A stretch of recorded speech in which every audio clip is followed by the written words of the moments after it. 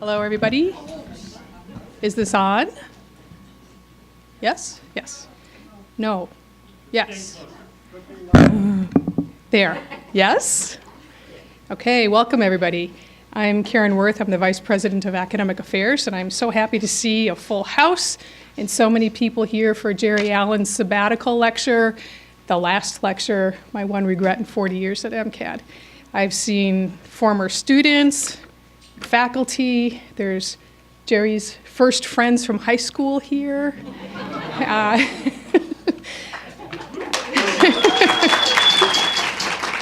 Jimmy Stone flew in from New York for the occasion. Family flew in from California, so to honor Jerry, which is wonderful. We are going to have a reception following this, which you're all invited to. Jerry has asked that we not have Q&A after the talk, but we let him go out first, and then you all talk with him out there in the reception in the lobby afterwards.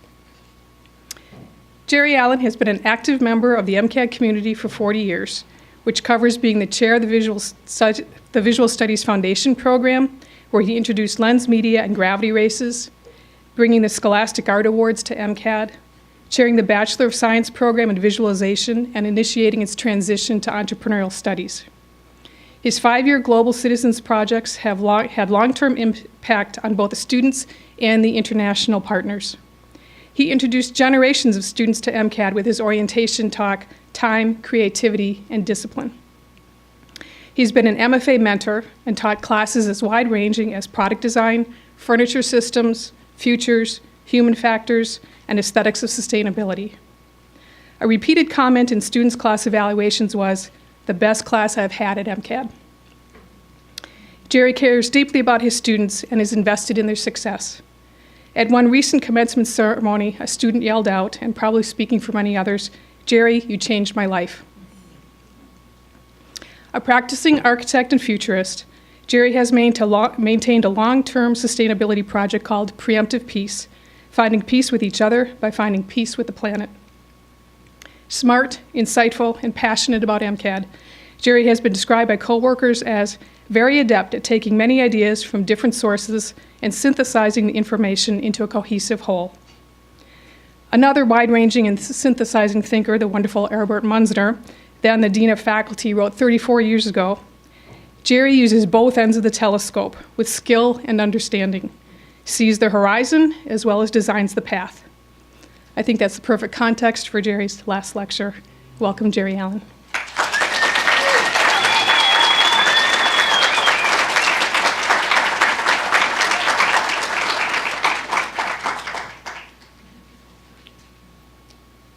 I'd like to hear that guy.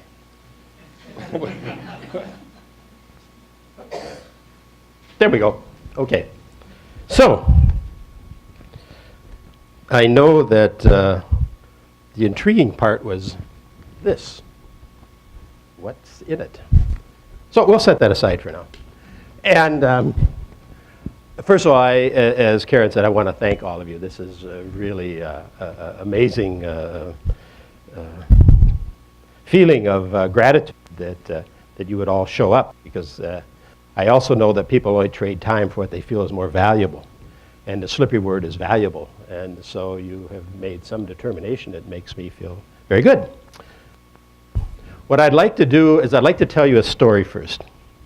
When I first came to the school here, it was my first year, and there were 2 art teachers that were remarkable. One was Paul Olson, and the other one was Judith Rood. And some of you know who they were. Paul Olson could teach anybody to draw. I mean, anybody. I always put all the photo students in his class because they didn't feel that they needed to do that. On the other hand, there were all the students who I really can draw. What do I need to have a drawing class for? And I put him in Judith Rood's class, because Judith had this most incredible skill of taking human figure forms and creating the most powerful negative space I've ever seen. It was exceptional to be able to do that. So I immediately went to my dean at that time, and of course, my first year, I said, oh, by the way, I need a budget. I need to have 2 cameras. It's going to be 45 minutes each, and I want you to photograph and record how they teach. And the response was, well, nobody's really asked for that, and you don't have a budget for that. Try us next year. So I went back the next year, and I said, I'm here. Do we have the money? Can we do it? Oh, well, we didn't really figure that in. The end of that year, Paul Olson went blind. Judith Rude had such serious back spasm, she could no longer stand to teach and drawing. Our loss. Our loss. So then, thinking back on this, being here all this time, every profession builds upon the people who had gone before them. Science, math, dance, music, literature, and then art and design education. 0. I mean, that's prehistoric. There are 1 or 2 people, old Leonardo or something like that, they pop up, but those are one-offs. So what I'm making this proposal for is an MCAD StoryCorps. And so that's why so many of you that have been my colleagues, and that, this is about you. And also, by the way, this is the agenda. This is not to take notes on anything I say. That's totally irrelevant. It'll show up later as Jay Green presents that question. So this is what I presented 15 years ago, because I'll read to you what this concept was. And it's posted out on the wall there so you can see it. But it's called enlightenment. And what it is that every period in history has recorded the great deeds. So in Egyptian time, it was carved in stone. In the Gothic church, it was the stained glass windows. And so what I'm proposing here is a 3D ritual MCAD StoryCorps. And what it is it's a series of columns designed as fiber optic files. And what the students would do is this would be for faculty, staff, alumni who have a story to tell, a subject to show. And so what the students would do once this is up in place is they'd just go up there with their smartphone permanently on stun, and it would be recorded, downloaded into their phone. And also, Jay, you know this one because of Brown. There's also a gateway. And so this particular gateway here is based upon something that Kevin Burns brought to this class here, which was Jay Doblin. And in this very room, I learned that there are basically 4 quadrants of thinking. And they're analytical and what do you call that? Synthesizing, and then subject, and then objective. If you take the things in our world that are totally analytical and objective, that's science. If you take the other side, which is subjective and synthesis, that's art. And then you have technology, and then you have basically social sciences. And what I've always had my students do, because Kevin brought him to this class, the preemptive piece is based on, in the middle you put what your subject is, and you have to identify each quadrant in your solutions. So in ours, when you see it out there, it happens to be education. And in this process, the gateway opens as a freshman. You walk through facing Morrison. You never go through that gateway again. You can go through the columns any side you do want to, but never go through that gate again. When you graduate, you go through the gate, opens to the community. That's the ritual part. Also, if you look, you can kind of see it here a little bit. If you notice the shapes just aren't arbitrary architectural shapes, those are actually prisms. And so anytime that you can kind of see they cast a rainbow effect. And the model you see out there, if you look up in the upper hand corner with just the light, we're kind of getting those sort of things. So that's the premise. Now, my program has to deal with my history. And so what I'm proposing, and this is where I want you to consider not what I'm saying, but consider you. And so it's in 3 parts. I feel that for StoryCorps, there has to be a first lecture. When a person comes here, they're not known to anybody. At best, they're applying for a job, or when we have faculty assembly, their names. No, not good enough. A 10-minute TED Talk, who am I? At the end of your career here, you give a last lecture, which says, what did I learn? Act 3 is giving back. So I'm going to act out those 3 parts for you, and hopefully that we will carry this through as a real process. So I grew up way up here with a family of growers. My sister-in-law and my mother were florists. My brother, who was my first hero, who is here, and my father had a greenhouse. It was magic to me. On the other hand, at age 5, what I was really interested in is building a dam that wouldn't fail. And so we had the side street that went through town, and I just started out with little sand things, and they would kind of be overrun. I'd use some rocks, and finally I got to the middle of the street, and Dad said, you got to stop that. So later on, I found out we had a ditch at the bottom. I was now 7 years old. The ditch was over the top of my head, but there was this big drain pipe and this big 7-foot or 5-foot high ditch. So here's what I did. I stuck twigs in the side, I reinforced it with clinkers, and I found out that dams had to actually have a spillway. Well, that was harder than I could do. So I put a relieving pipe in, about 5-inch steel pipe, and I faced it with concrete. Age 7, I'm standing down there in this fantastic rain, and I'm soaking wet, and I'm jumping up down because there's a plume of water shooting out 8 feet, not touching the ground. And then above my head, I see orange, orange, orange, orange. It's the city engineers. And they're there with pickaxes and shovels and say, do you realize that you have backed up all the water in the main street? They weren't malicious, they were kind of bemused.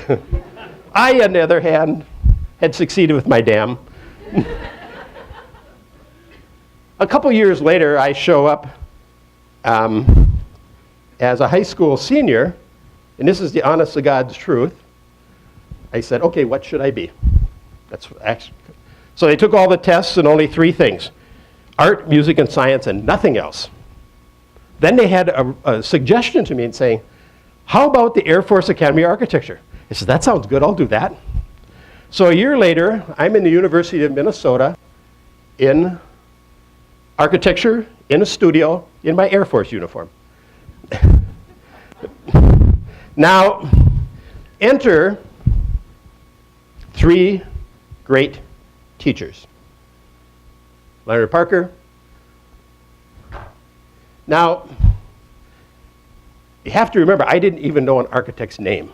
I did not know it was a profession. They just suggested it be something that I would kind of like, because I like to build models, and so I'm there. Leonard Parker was called the Silver Fox. He was the most dangerous professor in the school. He could argue any side of a project and be right. And sitting next to me was a student from Copenhagen, and Mr. Parker goes over to him and says, look it, I'm not doing anything to help you get through school here. You're not deserving. Boom. I'm next. And so my crits kept saying that you need a concept. And I said, what's a concept? And I'm waiting. He said, do you know music? And I said, yes. He said, you know Beethoven's Fifth Symphony? I said, yes. Play it. It's a concept.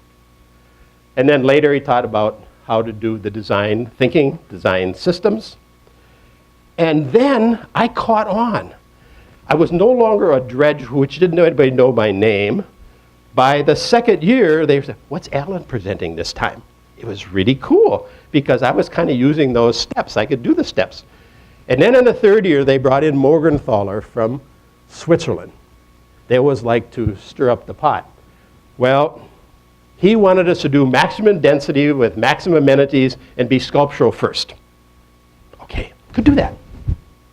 Then he said, now make it into a building. Uh-oh. I didn't know how to give up anything yet, because every time you would make a change, it was not any good. That sick feeling came in, I'm going to fail this. I don't want that to happen. So I went to Morgenthaler and said, hey, you know, I've been going to school my whole life, and I think I need to take a year off to kind of mature. And he says, yeah, in Europe, a lot of people do that. But I can't sign off. You have to go to Mr. Parker. It's his studio. So then I went back to my second year faculties, which I did a good job. And he said, yeah, people do that once in a while and that, but Parker has to sign off. Oh, Christ. So I work up enough courage to knock on Mr. Parker's door. And of course, respectful, I would never step inside the door. He says, what do you want? I said, Mr. Parker, I've been going to school my whole life, and I really need to take some time off, you know, and I'm mature. He said, the hell you are. I know what's going on. You're going to probably fail that project, and I don't give a damn. Now don't come back. Get out of here. Well, a year later, I graduated with top thesis. And I had to thank him, because he knew something I didn't know. I wouldn't have come back. So, what's a great teacher? Somebody who believes in you more than you believe in yourself. How many teachers have you had like that? Do you remember their names? For the rest of your life. How many hands do you need to count them on? Ah, there's the part. That's the rub. So, my second great teacher was Louis Kahn. I knew I was going to apply for graduate school. I finally had success in the fourth year at the college and at the university. And so I applied to 3 graduate schools, and I've accepted to all of them. One was Oxford. The other one was Edinburgh, and then Penn. And you see, I hadn't been any place. I had been to St. Paul. I kind of wanted to go to Europe. And so, who's going to turn down Oxford? But I had an English professor who was from England. He said, look, you're not going to like it there. I said, why not? He says, not a design school. You're right, I won't. Then I got a call from Edinburgh that says, hey, we really liked your portfolio and all the kind of stuff you were talking about, but how old are you? I said, I'm 23. Sorry, we can't take you. We don't take anybody till they've been out of school at least 5 years and practicing.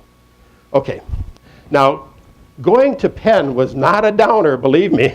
That was about as foreign a country that I had at Philadelphia I could ever experience to begin with. But Kahn, if you don't know who he is, just Google him.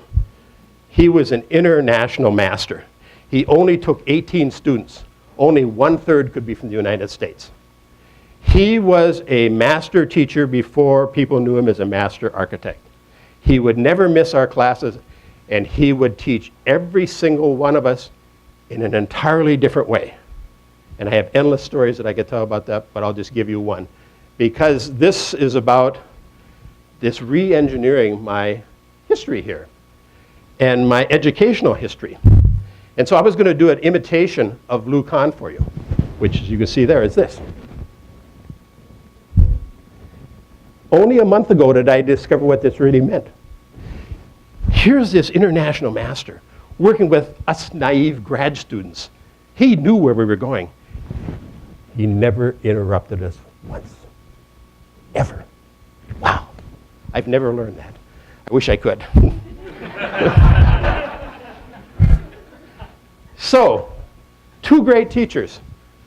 Then that's education. Now application. I quickly tired of the regular architectural practice. It was just kind of routine. So I decided to go back with a couple of different options of choosing a career. I could go to the University of Minnesota. I actually wanted to study biochemistry. I wanted my architecture not to be so subjective, but I wanted it to be more objective. So that was my option. Or this little ad that said, set up an architectural technology program at a vo-tech. Tech school. Now, you would never tell this to another architect. Are you, what?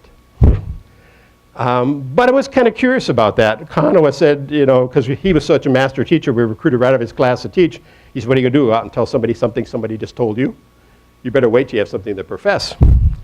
I also knew that they needed somebody, so I didn't sign my contract until 2 days before because I didn't want to take the teacher's training class. I was very arrogant. My students were probably only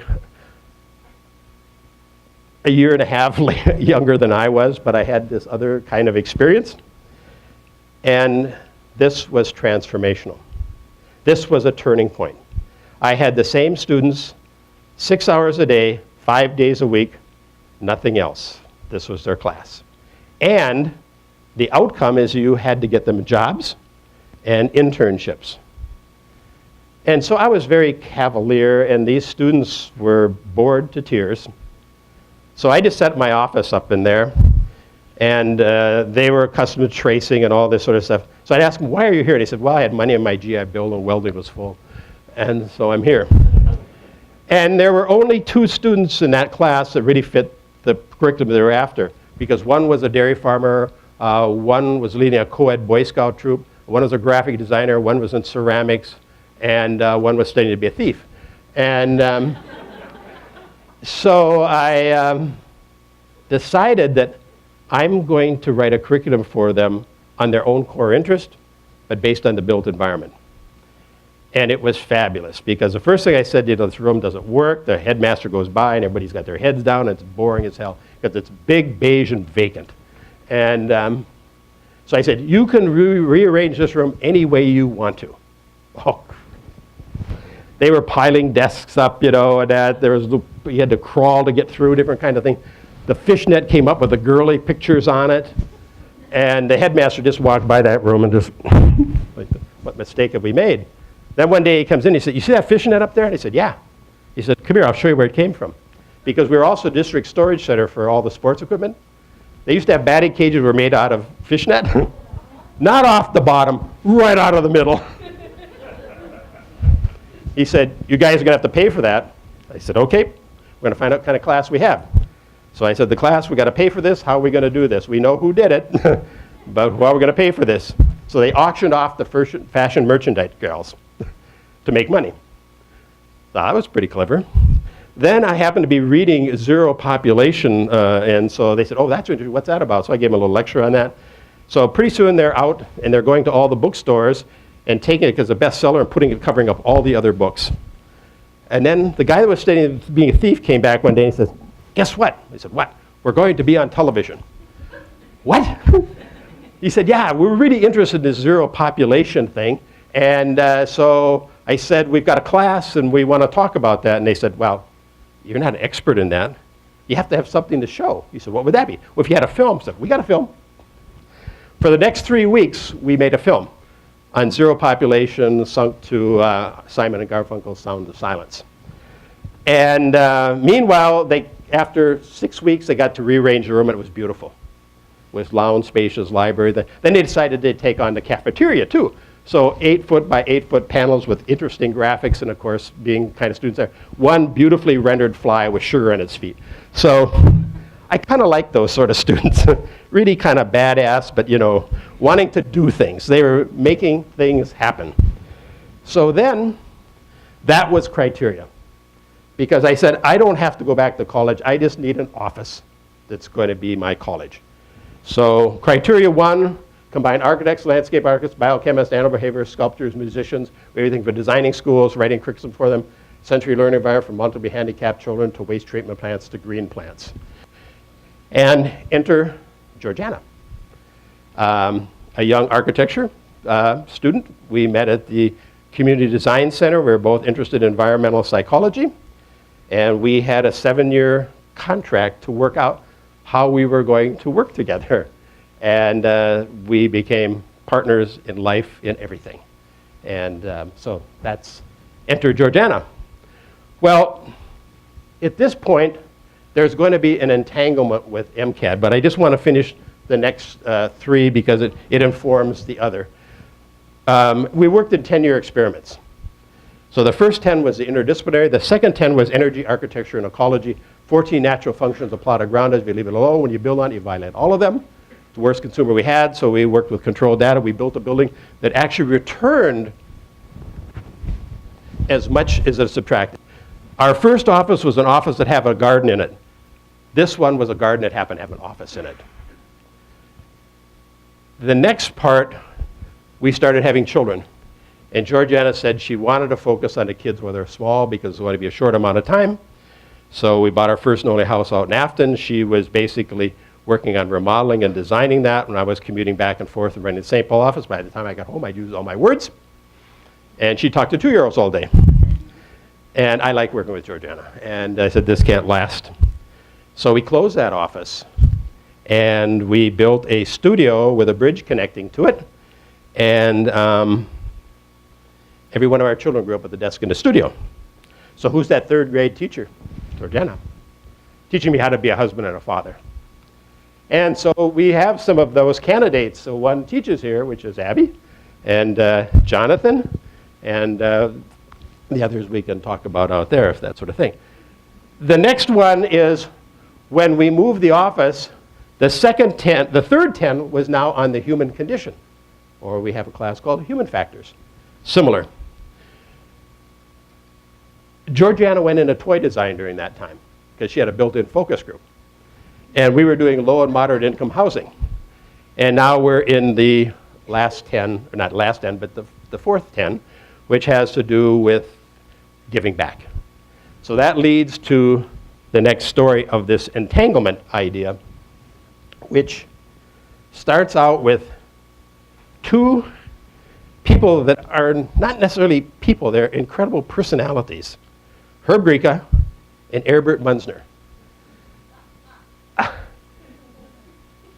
Now, prior to that, my first contact was with Kinji, because when I was teaching at the University School of Architecture, I was doing an interdisciplinary project about a wall. Architects know what a wall is, it's fenestration. I got the School of Social Work because they see it as a psychological, and I wanted an artist. So I called the school, and Kinji came. And it was fantastic.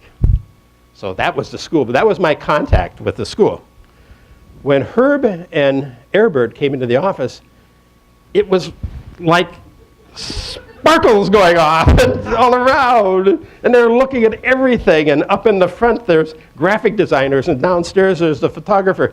And here's a landscape architect. Here's some architects here. And here's an animal behaviorist and a horticulturist here. And in the back, they're making an earth balloon. And the guy didn't have a commission, so he's building a car. And you know what they said? We want to have a first-year program that looks like this. I said, I don't need a teaching job. He said, no, we're not hiring you to teach. We want you to be the chair.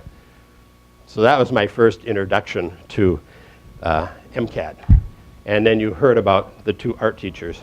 So the next part is, that's Act 1. This is Act 2. What did I learn? This intertwining of MCAD and criteria, I decided that I would recruit a first-year student. His name is Jay Green. Jay is short for Just Green. Likes to be called Jay. And I've had this one before. Lee Lynch knows this story. We did this about 25 years ago. But he's here because you want to see what happened to Jay Green 30 years later. So he's going to be talking as a first-year student about his first teacher, me. So let's see what, there we go. Jay Green, History of Change. Hi.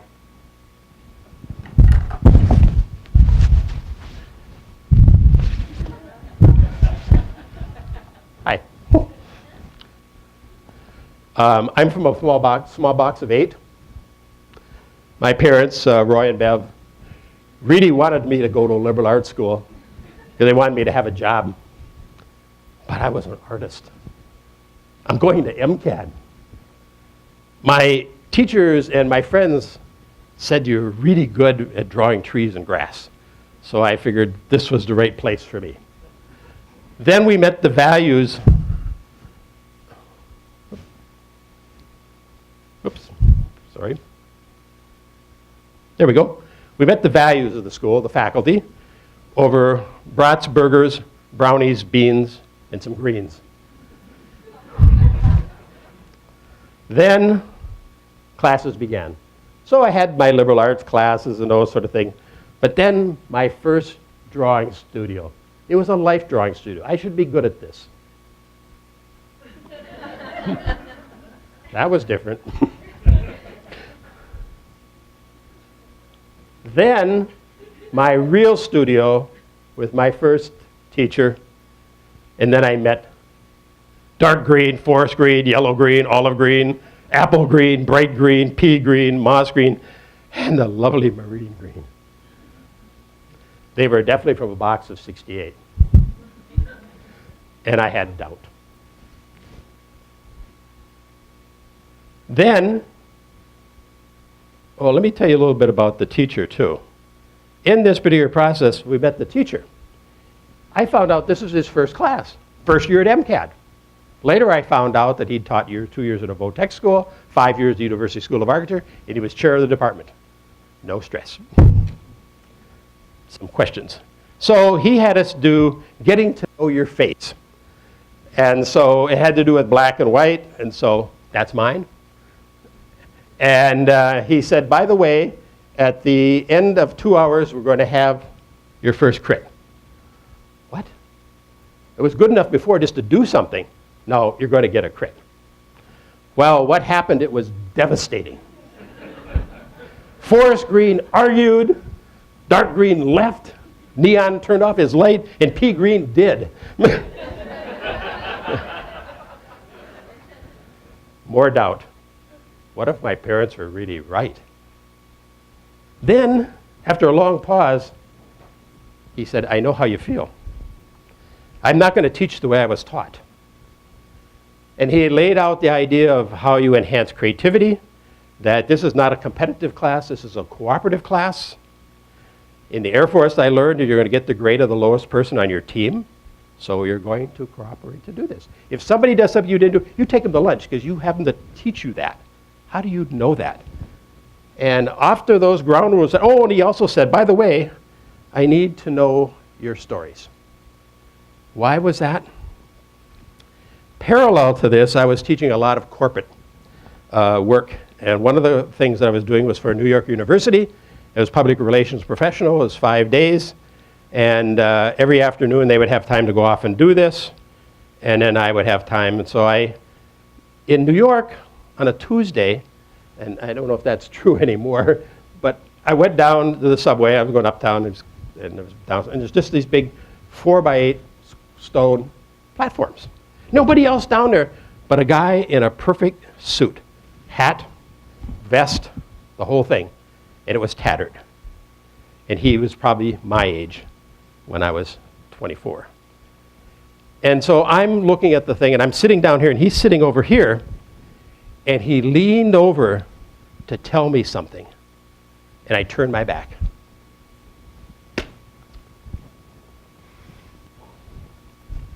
And I got on that train. Never do that again. He had something to offer you, to ignored it. So you always want to hear a person's story. So I told the students, here's the way you do it. You bring it in your portfolio. You can make it public or private or breakfast. It'll be at the, what the devil is that place over there? Yeah, right, there it is. And it's at 7 o'clock in the morning. If you actually show up at 7 o'clock in the morning, I will buy your breakfast. And so me as Jay, I said that I did take him up on that breakfast, but later in the story. Well, after that, we kind of got the hang of it. Pretty soon our faces were everywhere. And so we're now populating the school with our projects. And then we went on to color, 8x8s, 8 pieces, variation on a theme. Then we went into cardboard, and they were based upon music, interesting enough, square, circle, triangle, notes. They had to do with structure, change, and then we went into wood. And what I was beginning to discover is I was teaching architecture students. I was not teaching first-year students. The students who knew how to do this excelled. Other people had never been in the shop before, and I'm losing them. So that was not a successful strategy. But then we'd have a show. every semester. And the great faculty we had, do you know what it is to mount a show each semester with, about 100 some students? And we did it. And so this is opening a show, and you may actually recognize some of these characters. And everybody had 2 pieces in the show.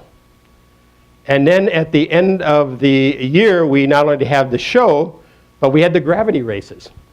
Because then you were skilled in the shop, and you had to make a vehicle, and there were 3, one that was the craziest, one that was the fastest, and one you could actually maneuver. And then there was music. And then we had bands and all that. We got by with that for about 3 years until the people over at Fair Oaks said, it's too noisy. So I went into launching rockets with battery things, but they were disappearing into the city, so I better stop that too. But then we got a new person who came in and kind of kiboshed that whole thing. But then I asked that professor, could we have that breakfast now? Sure. So the first thing he asked me is, how'd it go? He said, oh man, I've never been tested this way before. I'm just glad I survived. Then I asked him, how did it go? And he was troubled. He said that, I don't know how to get these first-year students. I'm teaching architecture.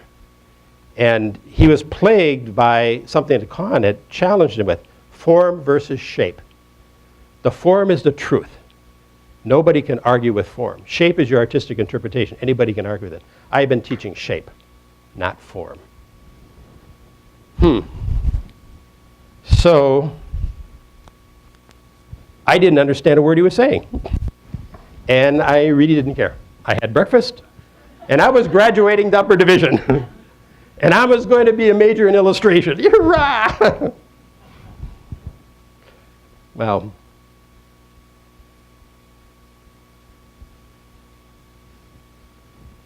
why are you pausing? It's 30 years later. I know, but move along. What do you mean 30 years later? What, you got a slide that says that? No. Why didn't you get me a scarf that was a little darker and a little more sophisticated? Or how about a crayon that was worn at the top a little bit? I'll show them I've been doing something. Okay, let's get on with it. Oh, sorry, I missed this other thing. The TA, I forgot he came back. We could just skip this, but maybe this is something valuable. He came back, I came back and I said, I'd like to be your TA. And he said, what do you want to learn? He said, well, I have this idea that I'm going into advertising and I need some people skills. He said, fine, let's go into a faculty meeting. He was telling the faculty meeting exactly the same thing he did in class. He said, here's how we're going to evaluate with the Bennington, and I'm never going to evaluate you on content. I expect you to know content. But did you get every single student? The reason is you have no idea how they're going to develop. And it takes time. On my transcript at the University School of Architecture, this person won't make it. Being a state institution, they're required to keep you for another semester. And because I taught there, I found it, and that's what it said. So I respect that. I told them also, don't go to your best students first. They're going to stay anyway.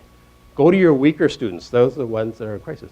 And Green is, I'm saying, oh, that's why he came to my desk first. Now something interesting happened. He had solved it. He gave him the same information to do with the idea of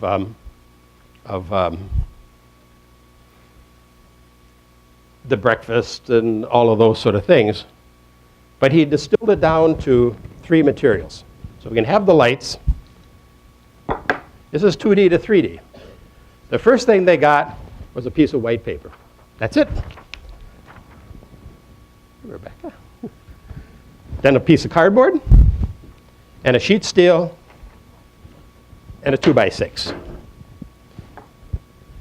And they could replenish that.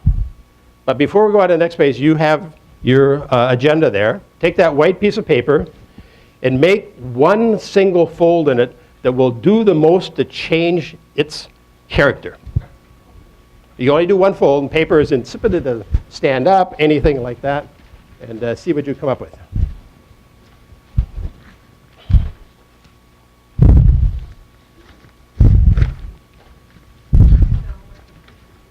Okay, and that's all you get. So then you all brought them up to the table and you laid them down and everybody looked at it. Of course, because there were so many, nobody owned it. And then you started looking. So one of the students came up with this one here. It was a crease. And the crease was asymmetrical. And you got three forms because gravity would create this one. And then you'd get a curl this way. 1, 2, 3, 4 planes. And off the page. So the next thing was, from there, you get to put 2 folds. Then 3 folds. And then a mat knife that you could make a curve with. And so remember, these are the same students that I was just out of high school. That's what they made. Wow. Now the next thing is they couldn't add any color to these. So I had a class and he took us up to Bill Cook to teach them lighting. It was called Painting with Light. And he said to us that your project with light on it has to be better than the real project itself. This was painting with light. So everybody succeeded. So that was an additive project. The next part was cardboard. He showed us how to fold cardboard just like you would with a model. But the difference with this is once you were able to make that and not see a seam, you had to cut into it. And whatever you cut off had to be added back. No waste. Look at that. These are first-year students. These are 2-week-long projects. A sculptor, anybody would great to do something, but that's this. Because they were given not to create something that they'd seen before, but to discover it. I had just changed. I no longer was teaching. I was helping him discover. And then went on. He said, so I said to him, I said, why did you do the 2 projects together? And he told me that they're not likely to be good at both of them, but they're not likely to be bad at both of them. It's important that they have one success. And we went on to wood. And most of when they go down the shop, they make something out of wood because they kind of keep receiving it and make it. Here, the simple thing is the first thing you did is you cut this into its golden means. You had 6 of them. Use every tool, wood tool in the shop, and find out what you can create. Look at that. Drill press, table saw. Gorgeous. Now, all these are photographs of the students' own work. This gal, she was really afraid of every tool, but she loved the sandblaster. Beautiful. And then they went into sequence, and you had to take your 6 and multiply forms, and she just loved that vertical sander. Look at the creatures she made. So now they're doing sequence, and we're doing movie scripts, timing and light. Look at those things, positive, negative space. Lou Kahn would have been happy to create something like that. And then we added color finally. And it was a big risk. So I said, photograph the crap out of it before you put color on it, because you may not back. But look at these. They had now begun to manage what color was because of lighting and Bill Cook. This guy didn't know what to do, took his motorcycle apart, made the engine, painted International purple. I mean orange. Metal. So, we had leaped ahead where Jay Green has just been a TA and found something quite significant. 30 years later, hello, I'm Jay Green. Whoops. I did marry Maureen Green. We both became architects. We had our own purple. We were really excited because she chose our school. And she'd been accepted to MCAD. And so as we're driving to school that last day of hello, goodbye, I kind of wondered if he was still around. And sure enough, on Saturday morning at 9 o'clock, he's making this presentation on time, creativity, and discipline. And we were really excited. So after the presentation, we rushed up to introduce our purple to him. and saying, you got to take some of his classes. And she says, she was already popular. She was going to be a comic teacher. I don't care about his class. So we had a little conversation, and I said, have the students changed at all in 30 years? And he said, are you kidding? 65% of them are young women. They are smart. They want to make a difference. But what's their media? I said, it's people. Yeah, but what do they make? They make things happen. Ooh, you still do breakfast? We should do that sometime.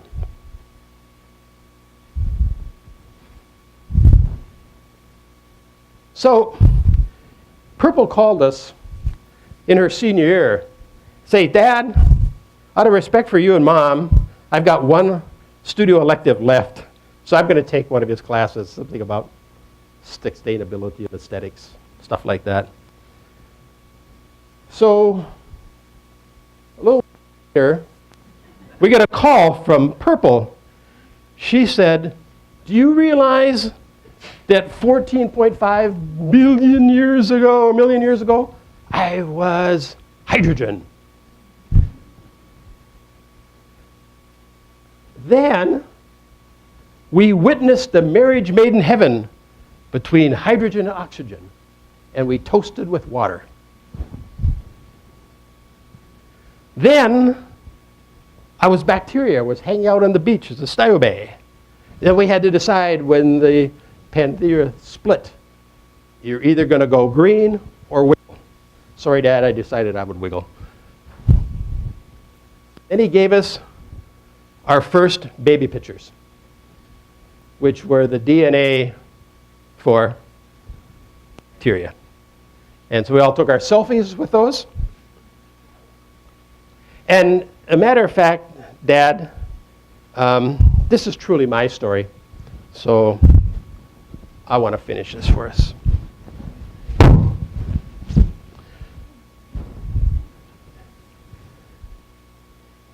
We had to go out to the arboretum to thank the green plants because only green plants make sugar.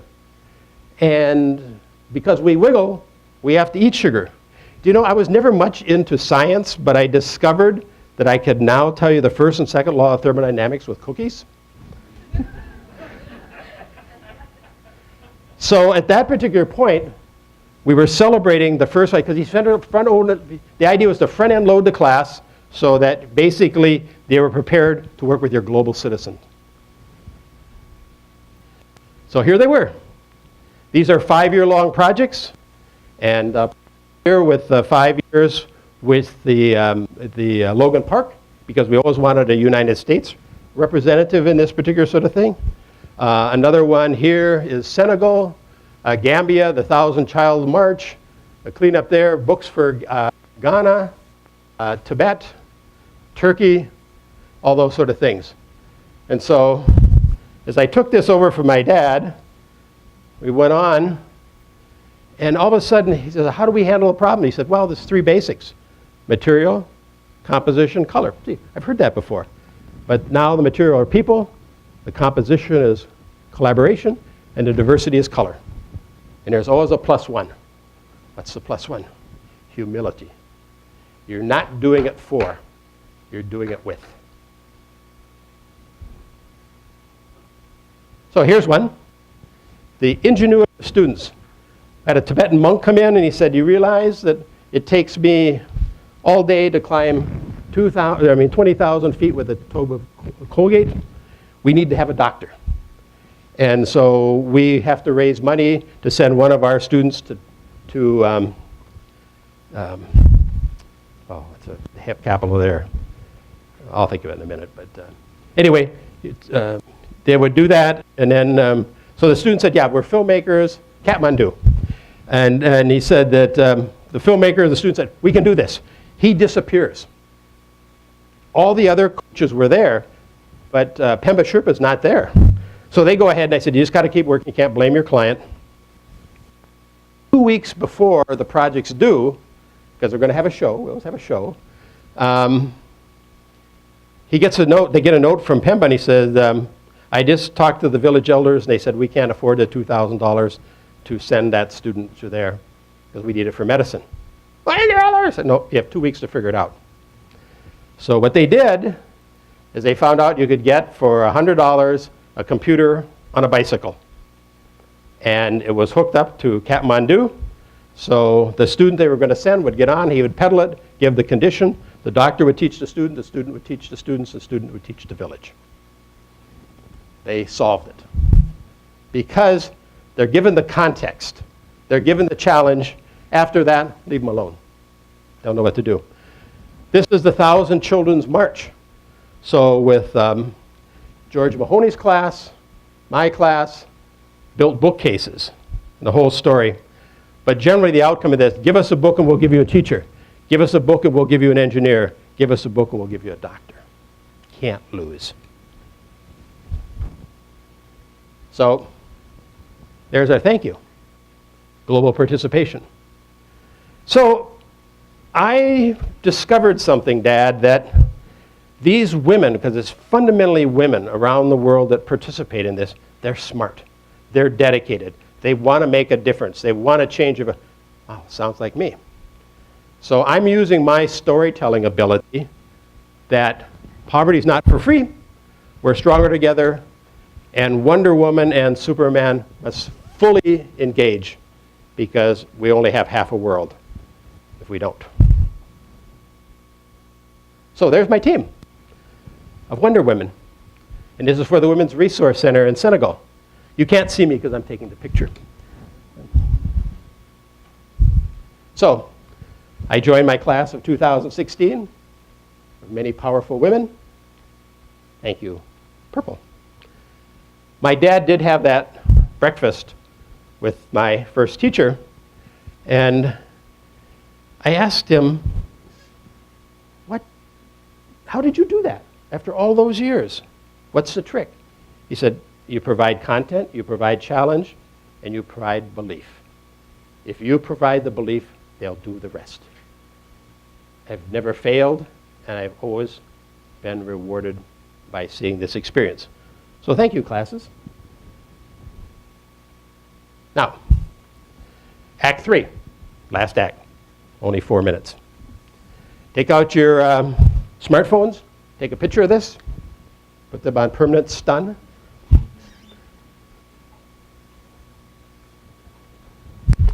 Vince, this is the solution with no budget. And this is what's going to be downloaded. So what you have right here, and this is what Karen helped teach me.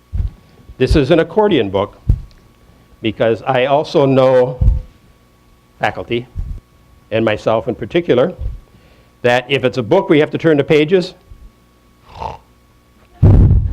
because it's a how-to book. But when you open the accordion book, you get to see the end.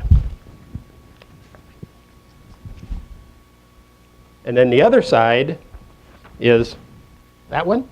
So this is all my first year. This is the projects you just saw. And this one is the Global Citizens Project, which is exactly the same thing, from preemptive peace all the way through to how to work without a budget, engage people around the world in your process. So, my last part.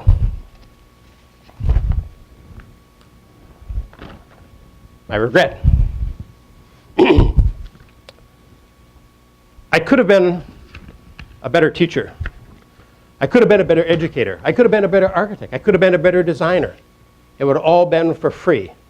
But this comes from my experience growing up in a flower shop, that there is a classic order of called if-onlys. I could have and should have, under the classic condition of if-onlys. So my regret in all the time I've been here, and I could have been all those things better, I never took one of your classes. My loss. Sorry.